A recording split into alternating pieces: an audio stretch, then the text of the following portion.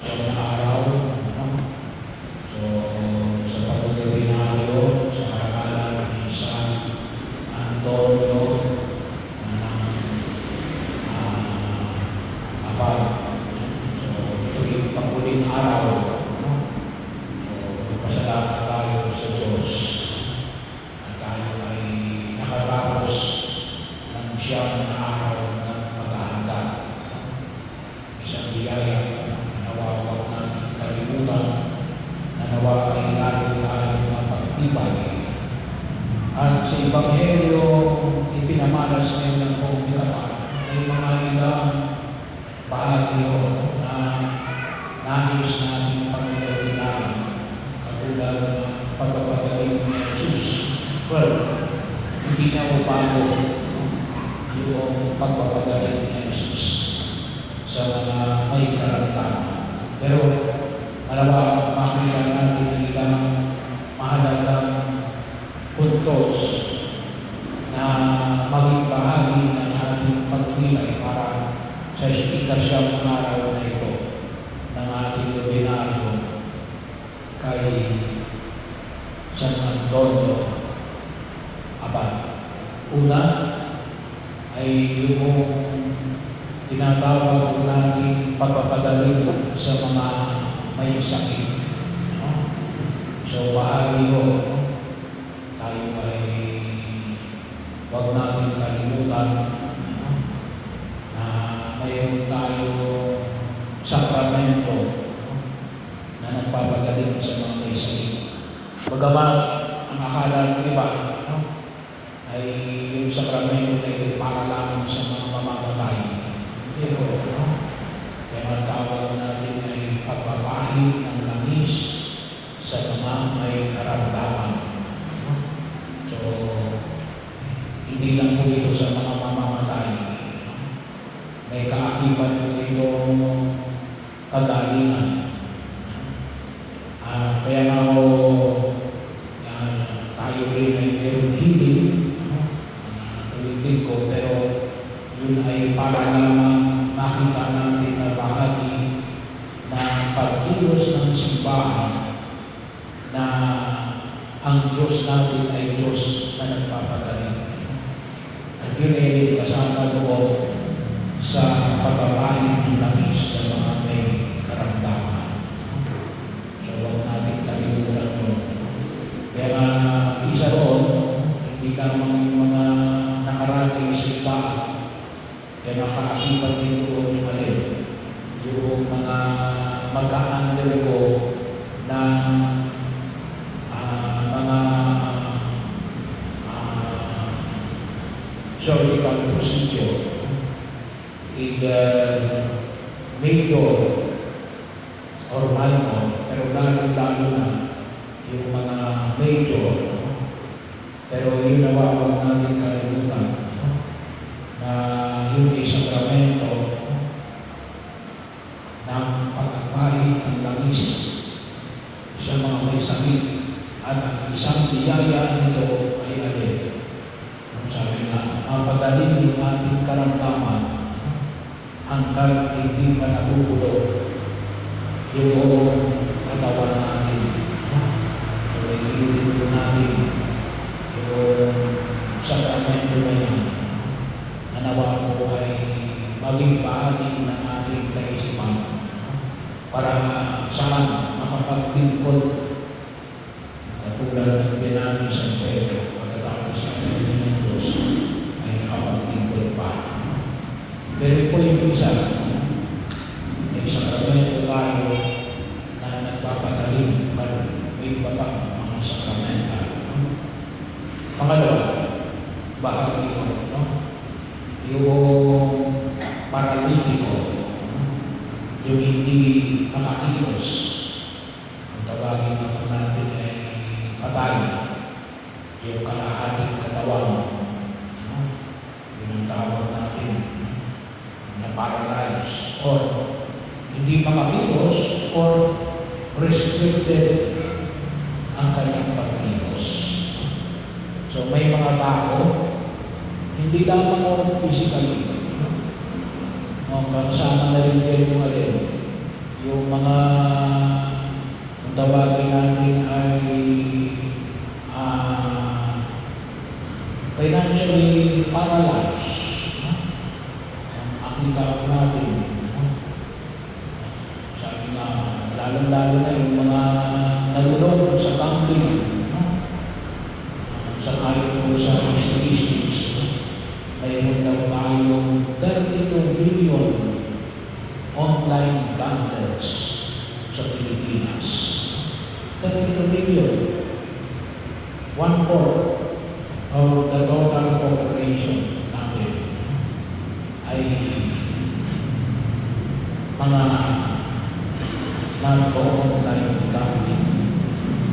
At maniwala, kung ikaw ay natalo, kung siya na kung palagi kang panalo, ay alin, anong mangyayari? Hindi ka makakilos. Wala kang pera eh. So bahagi ho, kaya po kumisan, di ba, umaantong pa sa pagpapakamatay. Si Bakit? Nalulong sa tinatawag natin sugal. Ano pa?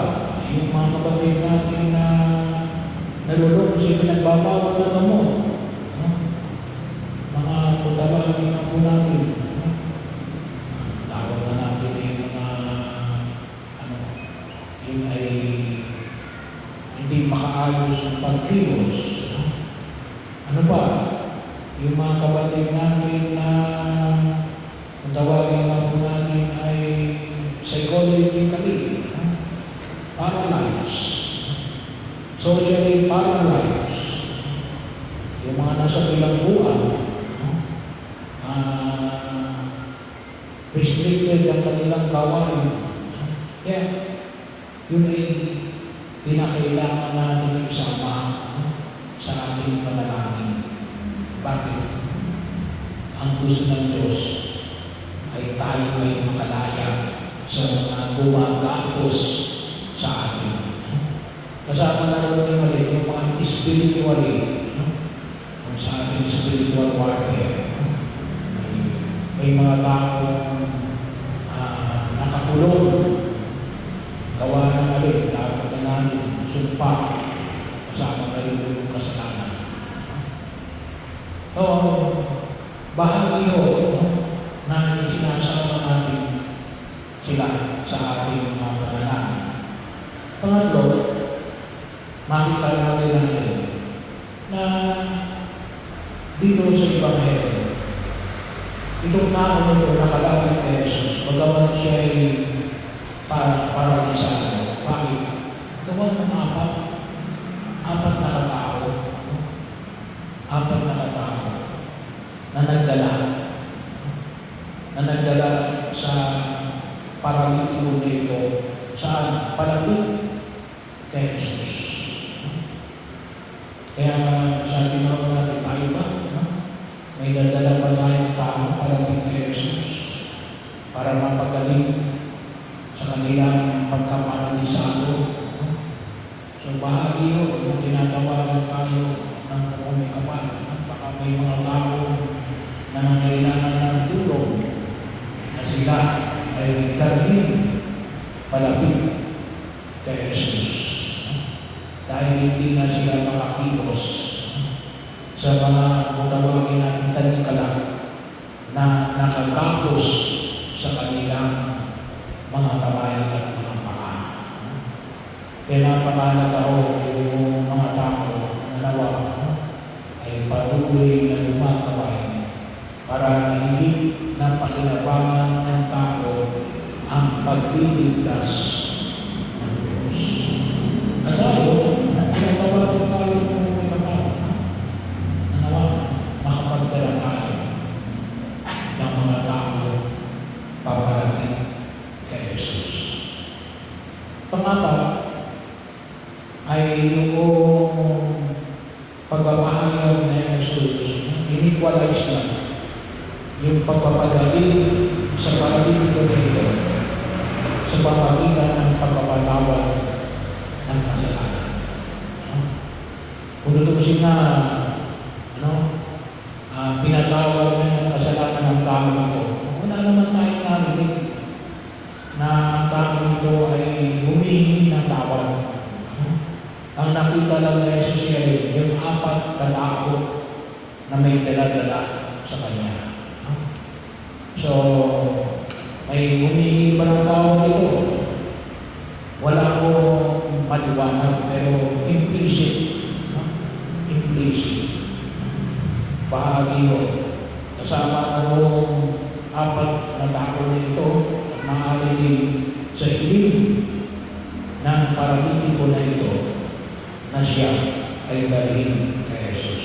Kung hindi man siya nag-iisip, sigurado siya ay pumayag na dalhin kay Jesus. Bahagi yun. Kaya napakalaga ko yung elemento ng paghingi ng kapatawaran, yung kahalagahan ng sakramento ng pagpapatawad ng mga kasalanan. Kasi kung titignan po natin sa binaw natin, no? Na yung turo ng pananampalataya natin, yung original grace, no? Na sinira ng aling original sin, pinakalaki pa rin yun. No?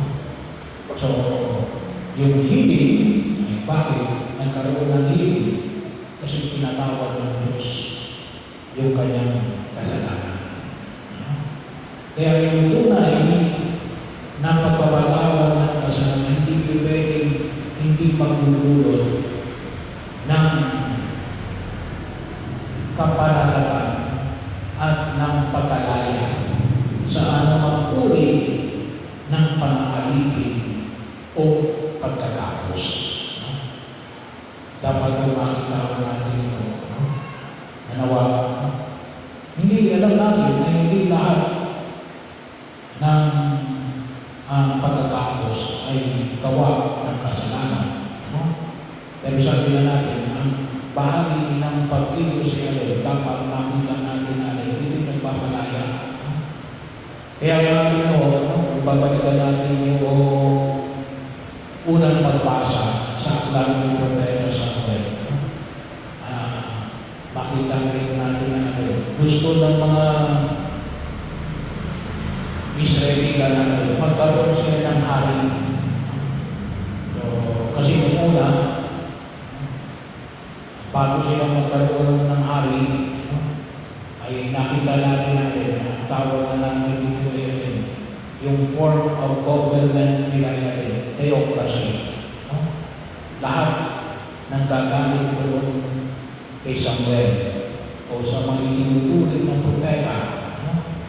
So, yung religious leader, yung din ang leader nila sa pagkalakad. Kaya sabi ng mga Hudyo natin, magkaroon kami ng hari. Ibig sabihin, hinihiwalay yung religious leader sa political leader. At alam naman natin, ipanalangin din natin yung ating mga namumuno sa pamahalaan. Kasi bakit? Kasi yung kanilang tungkulin niya, tulungan din ng tao, makatulong sa tao na rin, makakaya. Pero kapag sila ay nagwalang yan, lalo tayong tulong, lalo tayong tulong sa baha, sa umunoy, sa pagkakasala, at sa mga dinaranas natin kahirapan. Bakit? Dahil hindi nila ginagawa ang kanilang tungkulin. Kaya sana, isama rin natin sila sa ating mga pagkakasala. Pero ito yung mga na tinatawagan ng pagkakasala. Na katulad ng paralitiko, ay nawa makita natin yung kagalingan. Nawa ipanalangin natin na tayo rin maging mga apat na nagdadala upang ang iba natin mga kapatid na nasa talikala ng kahirapan at ng pagkakasala ay tunay na makaranas din ng pag-aalala. So bahagi ko, si San Antonio Abad ay tinutuloy din natin nagpapagaling. Well, sa kanya, kalimitan, sabi natin nagpapaganyang may kalimitan yung mga sakit sa balat. Yun ang kanyang kalimitan, ibinibigay na kakain. Pero yun kasi yung epekto ng ating pananampalataya. Alayanin tayo sa